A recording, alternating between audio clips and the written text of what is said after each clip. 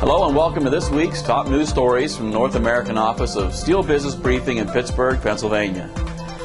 As reports swell that Severstal is seeking to divest its American assets, a story reported first by SBB, the Russian steelmaker's 2008 financial statement reveals that its auditors forced the company to drastically write down 3 of its U.S. operations: mills based in Warren, Ohio, and Wheeling, West Virginia, and PBS Coals. Severstal globally incurred a $1.5 billion impairment charge in 2008, with $1.3 billion of the total directly related to U.S. assets. Indian welded pipe producer Welspun commissioned a new spiral welded pipe mill in Little Rock, Arkansas this week. The $150 million mill has forming and coating lines to produce up to 350,000 metric tons per year.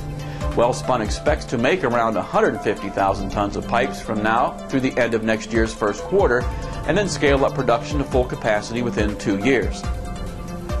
ArcelorMittal shipped about 2.6 million metric tons of flat-rolled products from its North American mills in the first quarter, less than half first quarter 2008 shipments of 5.9 million. The company's first quarter North American shipments, including product from its slab mill in Mexico and its Dofasco sheet operations in Canada, were also 16% lower than fourth quarter 2008 shipments of about 3 million tons. U.S. market sources say the bottom for beam is in sight as feasible import offers dry up and scrap prices rise.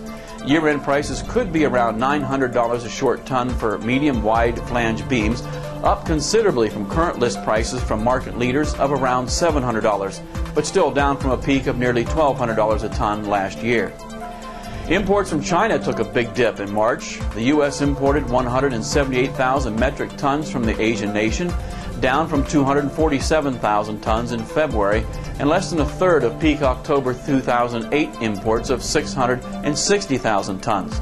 China, which was the top exporter to the U.S. from last August through this January, fell to a distant number 2 position behind Canada, which sent 314,000 tons to the U.S. in March. And finally, U.S. Steel reported a first quarter net loss of $439 million, down from profits of $235 million in the same period a year ago. Shipments totaled just 3.2 million tons, down from 6.8 million tons in the same period last year.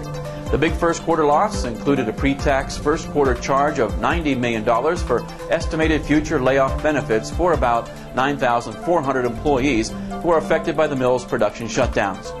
That's this week's headlines from North America. Tune into SBB next week for more. We'll see you then.